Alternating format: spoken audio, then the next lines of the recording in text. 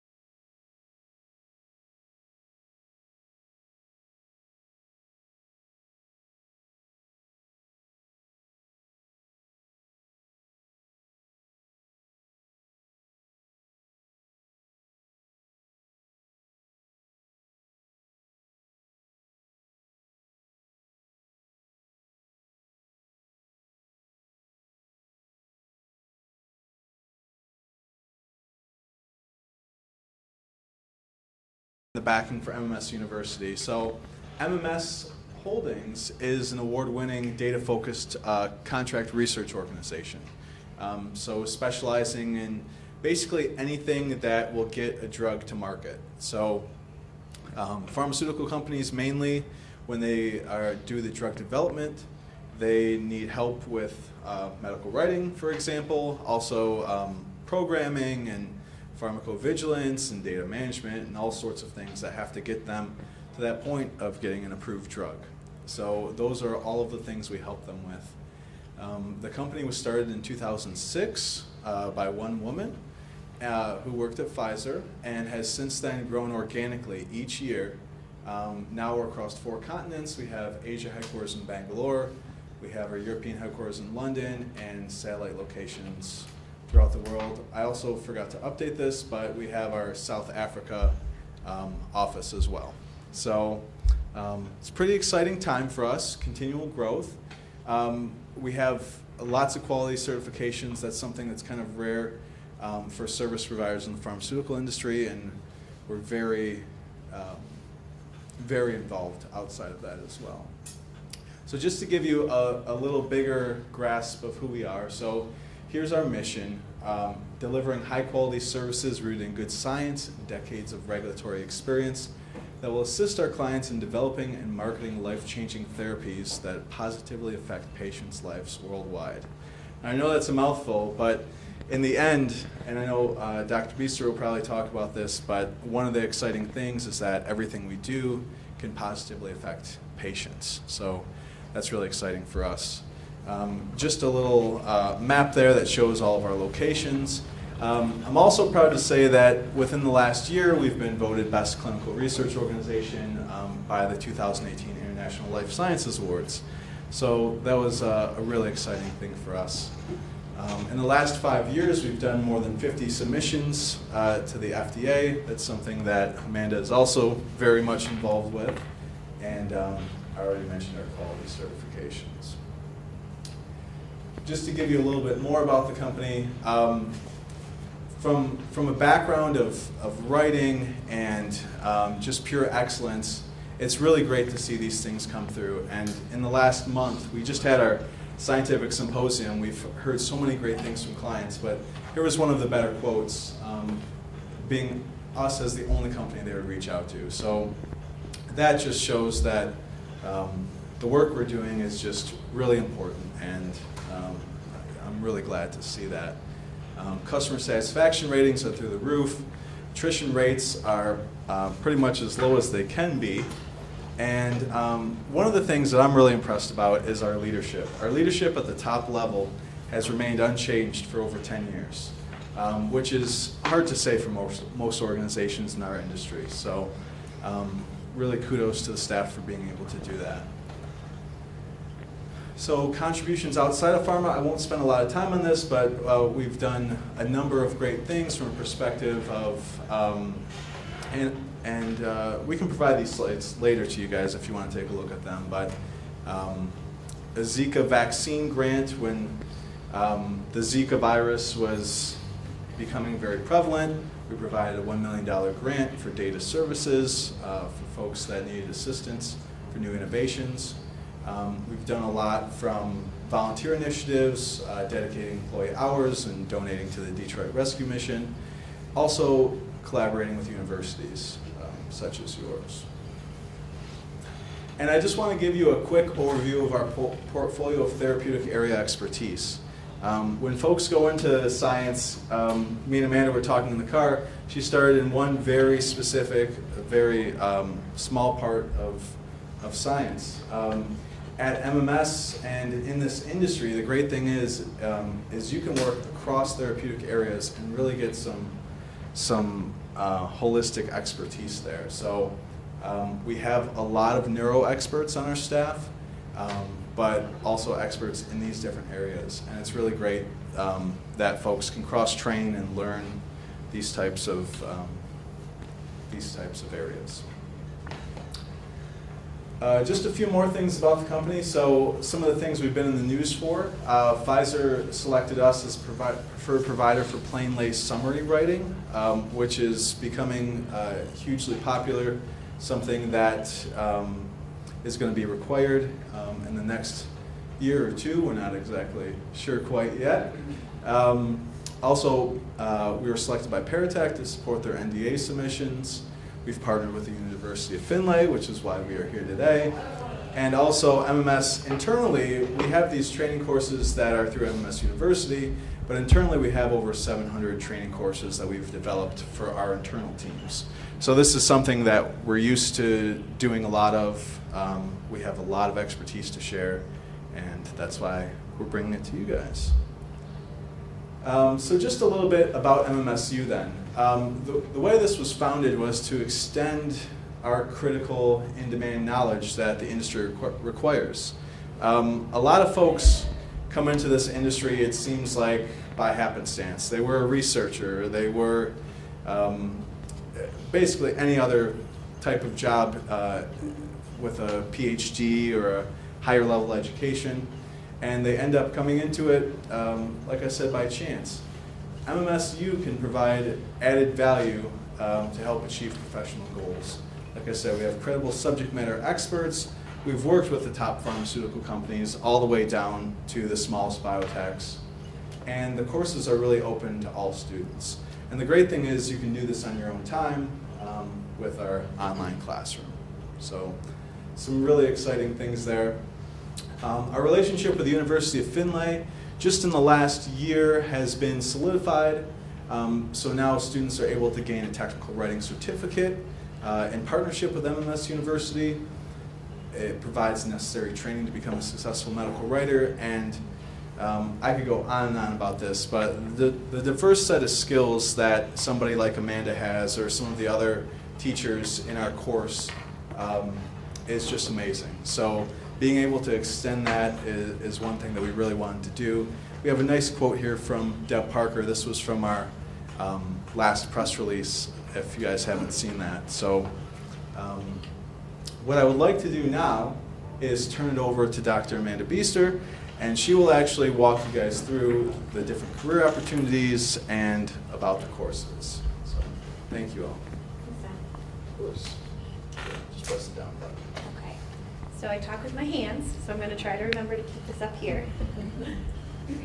So as Don said, I am Amanda Biester.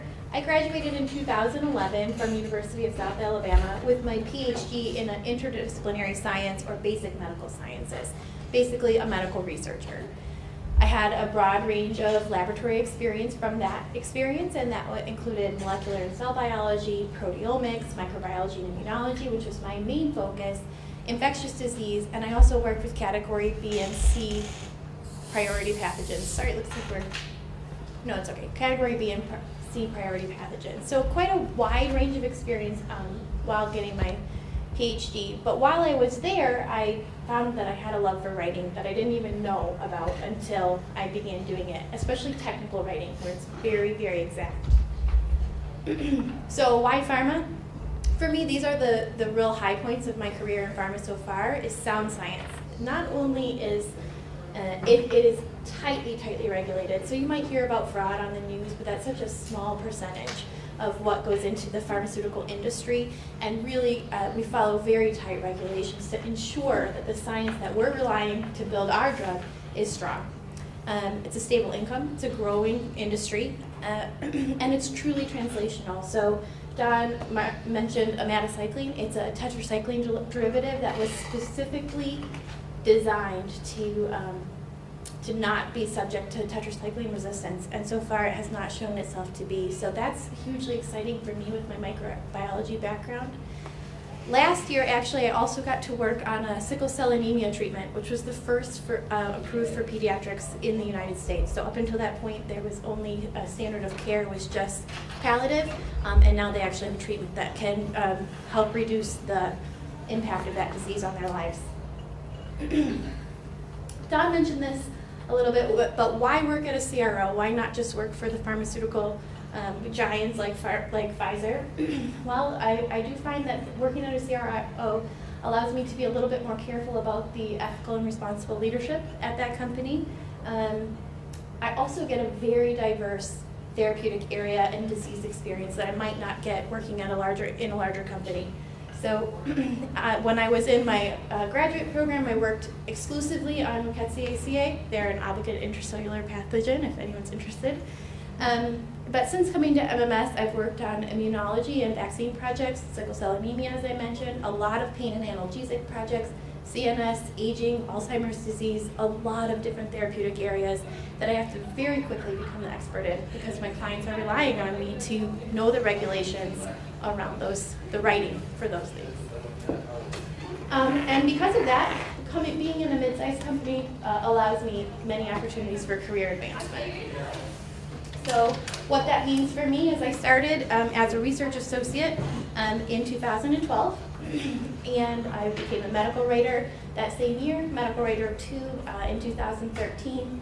I became a technical manager, so we have 3 basic career paths at MMS. One is just writing. Then the top for that would be principal writer or senior principal writer, and we do have a couple of those, and sometimes they'll specialize in a particular therapeutic area as well. Then we have straight management, somebody who manages resources, people, making sure that they're doing their jobs right.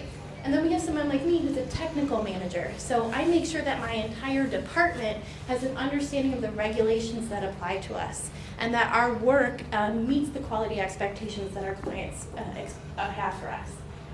And then technical manager 2 just means I do a little bit more of that. So careers in medical writing. There's lots of different employers for this specialized field of technical writing. Pharmaceutical companies, healthcare, biotechnology, contract research organizations like MMS, media and publishing, medical and scientific societies, academic medical institutions, and on and on. Within these particular institutions, there's going to be different fields. Regulatory and medical writing, that's the field that I'm in. But there's also safety risk management. That's kind of like a subset, a more specialized field where they really focus on safety, the safety of drugs, and whereas my job is to do safety and efficacy, and not as much targeted towards safety. And then medical and scientific communications, that would be things like journal articles, slide decks, poster presentations. And finally, the one I'll talk about more at the end of this presentation and kind of new to our industry is transparency. And this is really a huge growing field, kind of led by the EU, but also more and more regulations we're seeing with the FDA as well. All right, so I'm going to talk to you today about 3 courses that MMSU offers. But first, I'm going to tell you why MMSU at all in the first place. So we have successfully trained non-experienced writers and have industry experience. So that was me. My experience in writing was grant writing and some journal writing before journal article writing. But a lot of our writers have scientific background. This particular statistic is for those that have a background in pharmacy and pharmacology, but even a greater percentage have just a general scientific background. And that really is the target population for these courses. And then finally, several of our colleagues do come from a teaching background, whether we were teachers or if we taught during our graduate degrees. Many of us come from an educational background. So the first two courses, feel free if I'm going too fast or if you have questions to interrupt me.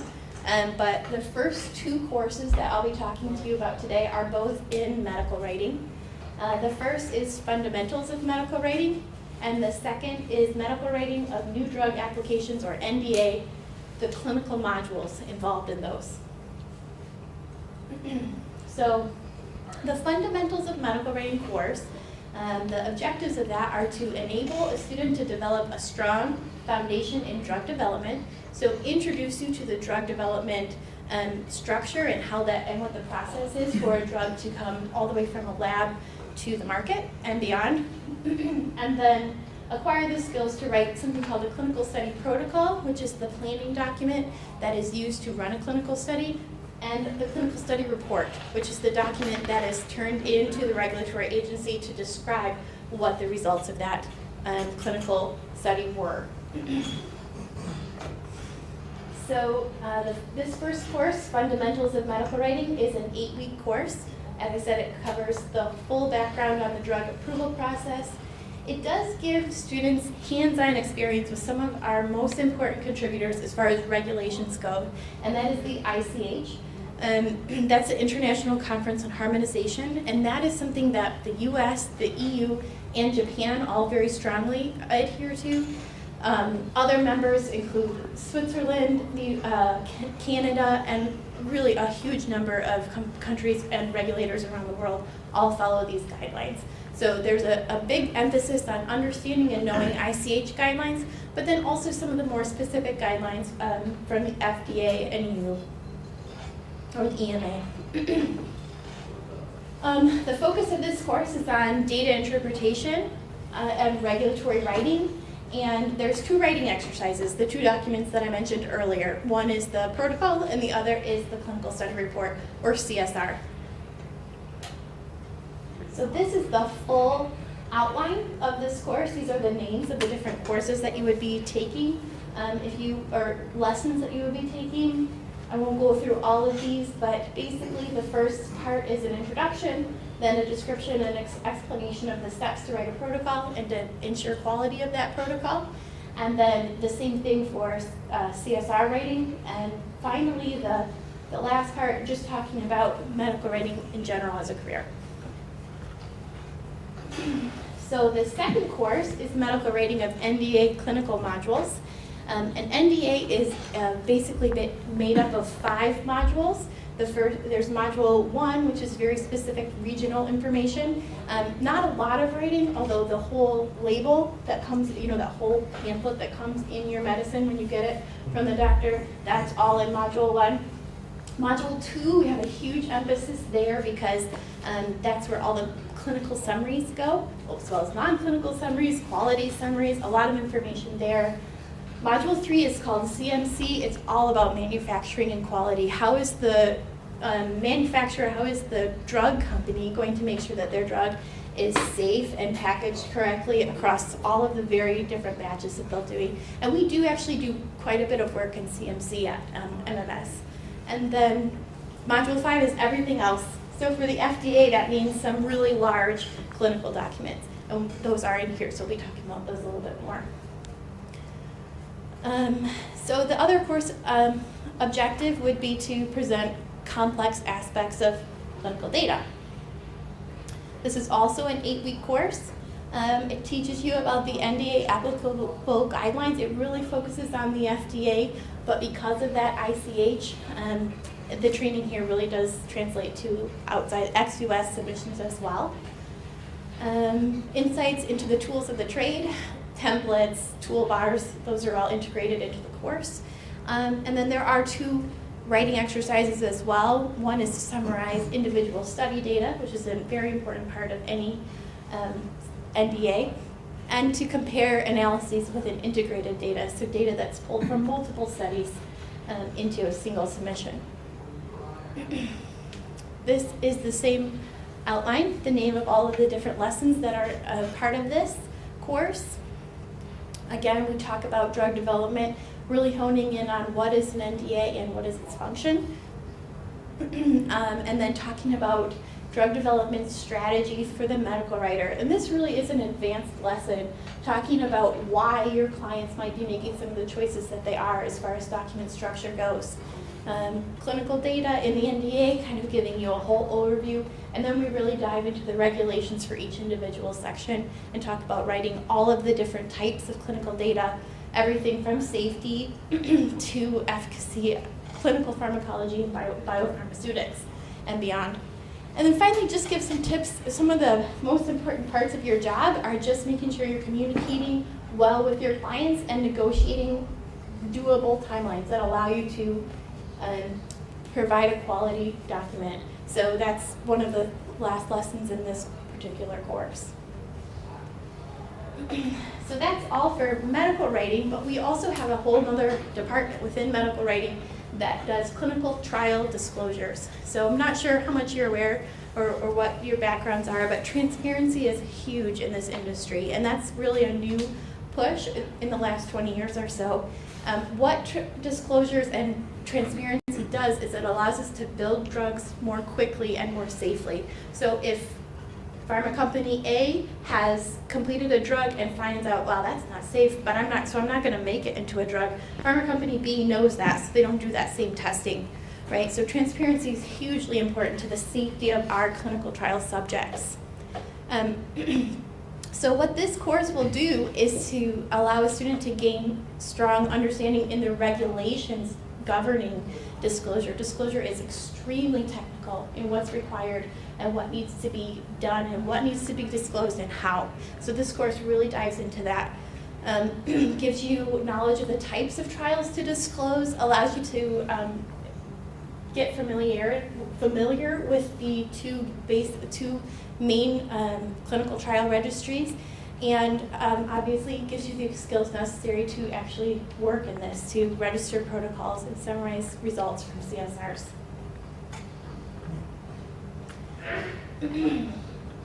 So this is also an 8-week course. Basically, same things I've already said, allows students to have a knowledge of the domestic and international registries that are out there, enables them to work in those registries after taking the course, learn how to report this data clearly and concisely. It's very important, more so than any other documents that we write, that there's no opinion-based anything in these. This is just the facts. What did you study? Why did you study it? And what did you find out? That's it. So it does take a good amount of technical knowledge to be able to identify what should even be disclosed, what can be disclosed, and what should not be.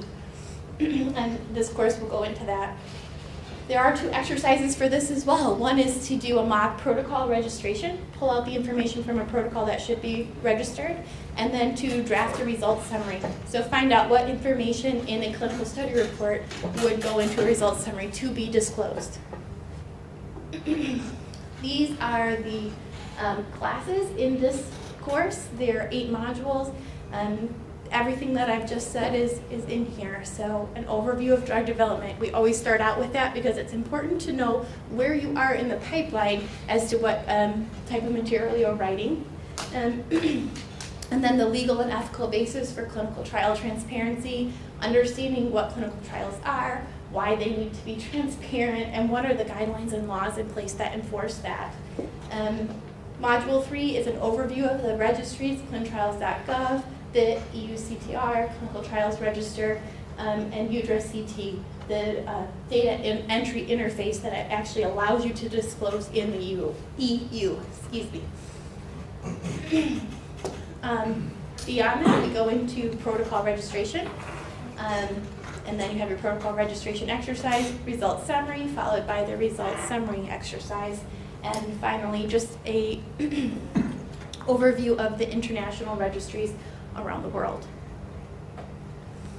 So what are the benefits to the students for these 3 courses? Well, It broadens your career opportunities, right? It expands your knowledge base in these different areas and provides an introduction to clinical research. So when you go to a CRO with a CV, you can put these courses on there, and they will know that at least you have some background. You know what the acronyms mean, you know what the industry looks like, and that's a huge leg up for employers when they're looking at your resume or CV. It also provides exposure to technical writing. So maybe you're not sure that this is the field for you. Maybe you have a little bit of interest, but you don't know if this is really where you want to spend the rest of your life. Well, this will give you a good introduction to what this particular field of technical writing looks like. It provides exposure to the regulations governing drug development. That's really important as well. I'm the leader of something in our company called the T-Reg Committee. And so I review all technical regulations that come out that apply to medical writing on a monthly basis along with the committee. I can't do it on my own. And then we disperse that information to our colleagues, and that's done every month. And there's usually 20 to 30 new applicable regulations that have to be reviewed and summarized every month. This is a quickly moving industry. So the key ones of those that really apply to medical writing are very carefully discussed and presented in these courses. And then also enhances job performance in medical fields. So if you're in a medical field, day-to-day dealing with clients, with patients, this can really help understand how a drug is developed, so that if you're giving someone, say, a new drug, you kind of know what the background is, how has that drug come to the market, or if you see that a drug has additional safety requirements, what we call REMS in the United States, you would be able to share what those were and why they were in place. It can help improve communications with patients. It allows increased patient advocacy, because now, especially if you take the clinical trials disclosure, you might know what's coming, right? Not just what's on the market, but what is coming or what has the potential to be coming soon. And it may allow you to more accurately convey the benefits and risks of medication, because we all use the same language, right? Most drugs use that same language. So what does that mean? What does it mean when those in those pamphlets that you get with your medicine? What do the benefits and risks really mean? Okay, so I think we have a few minutes for questions. Yeah, we want to leave some extra time for questions, so. I think there's one in the back. Oh, wonderful. At what point during our schooling would you recommend taking these courses? Do you want me to take that one? Yeah, of course. So I think that well, first of all, there's some requirements. Do you know what those are? I'm not 100% sure. We'll have to check. Okay, I think there's some requirements as far as when the course can be taken. But I think really towards the end, when you have a good background in science and pharmacy and know that this is something of interest to you. You offer them, really, the pharmacy program, there's room for electives when you get into the third and fourth year.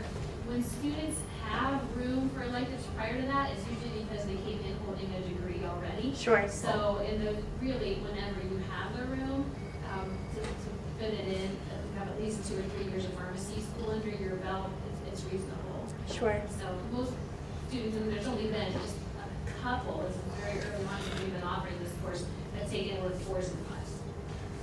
They do get a fair amount of writing in their third year. That's where we start with some of the stuff, so that would give a good preparation there, probably from there on a little bit. We offer it here at the graduate level and the undergraduate level, so we have had students from the College of Liberal Arts take it as a graduate student, so wherever you are, if you're in another program, on campus, it's offered at both levels. And I think there's enough courses where maybe you take one undergrad, and then the NDA course is a bit more in-depth, as you say, right? So I think that one might be more for advanced folks. Right, either people who have already taken the first course or those with industry experience. So medical writing is a field that builds, and if you're not in a CRO, you may be in an industry, you may be in a position that has you writing CSRs constantly. So maybe you want to grow into another document type or more into submissions. When I say that, I mean the materials that are actually submitted to the regulatory agencies like the FDA or the EMA. the second course may be beneficial at that point. It may be worthwhile mentioning that the courses are offered at 2 different course numbers. It's the same course, but there's an undergraduate and a graduate course number. Oh, okay. Wonderful. I didn't know that, but it's good to know. Any other questions? Some good ones. Do you want to explain a little bit about, oh, go ahead.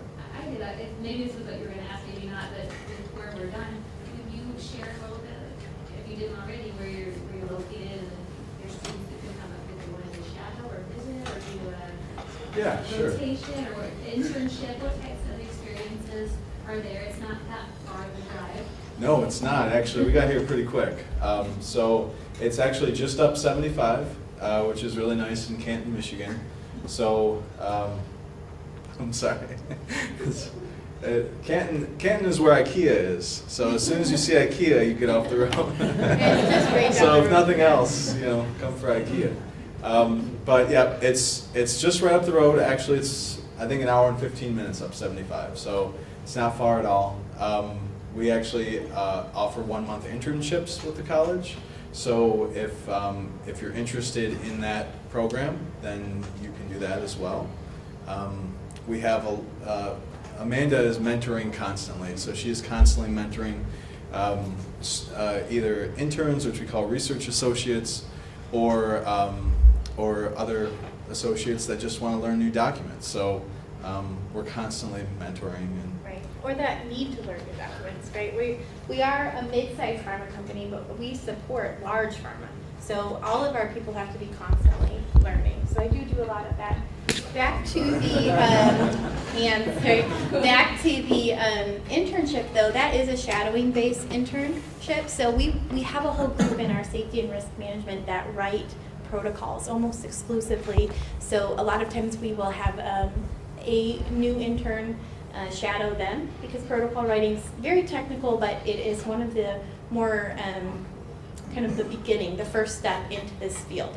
So we'll have them shadow there, and by the time they leave, they probably will be able to write a protocol on their own, which is great job experience.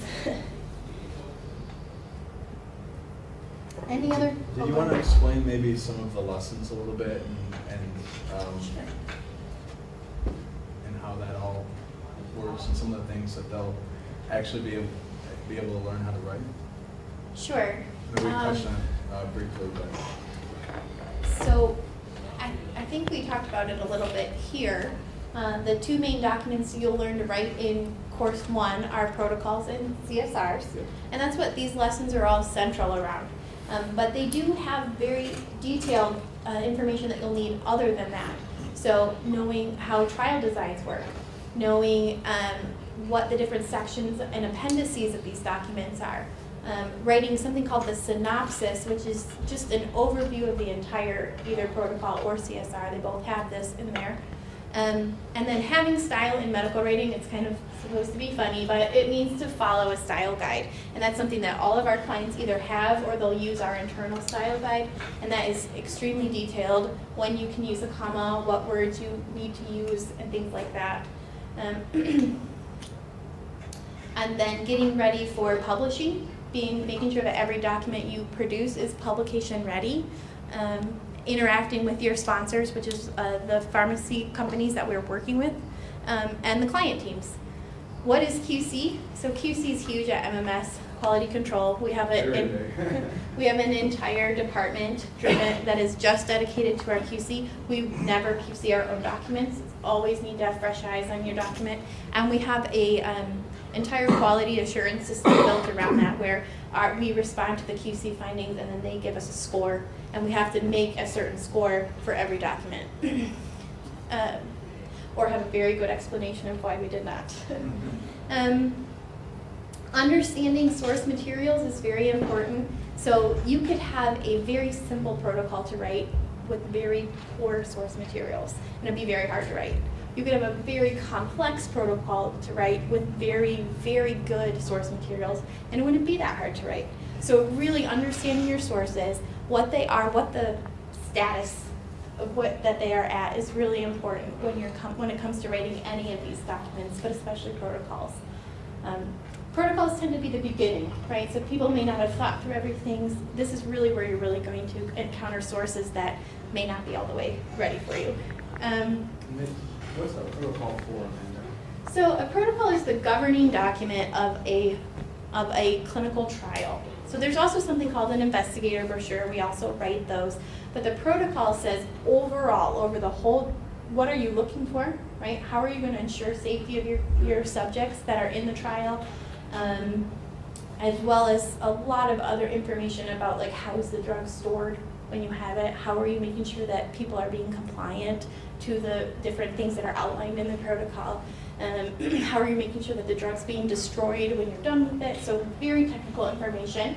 But that's the document that really outlines the whole trial, and that gets submitted, depending on where you're at, it gets submitted in different ways. So if you're in the US, we would submit that through something called the IND, and that's really the beginning of allowing you to proceed to trials in humans. If you're in the EU, it's called a CTA, and you have to have every single protocol approved, right? Not just the first. So those, I think, are discussed in these trials in these lessons as well. CSRs, the end of a trial, right? The document that summarizes the results of a trial. That's what this next section is about. The CSR shell, that's what we call the methods section. So there's 9, I'm not sure why it says starting section. So there's 9 sections all the way up at the beginning of the clinical study report that just describe how the clinical study was executed, right? And then section 9, 10 and beyond are where the results are put. And so there's a whole lessons on those. The reason we emphasize section 9 so much here is that that's where the statistical methods are. Statistical methods tend to be some of the most challenging to write, especially if your background is not in statistics. So we really emphasize that in course development. And then in ICH standards, section 10 is study population, section 11 is efficacy, section 12 is safety. So that's where we're going. That's why we talk about disposition, so study population and efficacy, then safety, overall conclusions, and then TLF stands for tables, listing, and figures. And so that's all the data in its raw state. Well, not raw. I think that would be huge, but in table form. And then the last one is how do I get into medical writing? I already talked about that. Any other questions? Thank you for explaining that. That was wonderful. Yep. Okay. Well, we'll be around for a little bit, and we have plenty of pizza left, so thank you all. If you have any other questions, we do have some cards up here if you want to take one of our cards. Otherwise, we hope you take the classes. Thank you.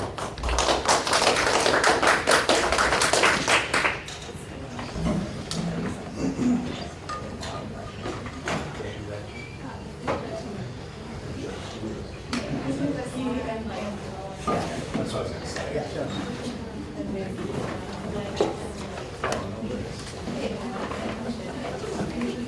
But, you know, today.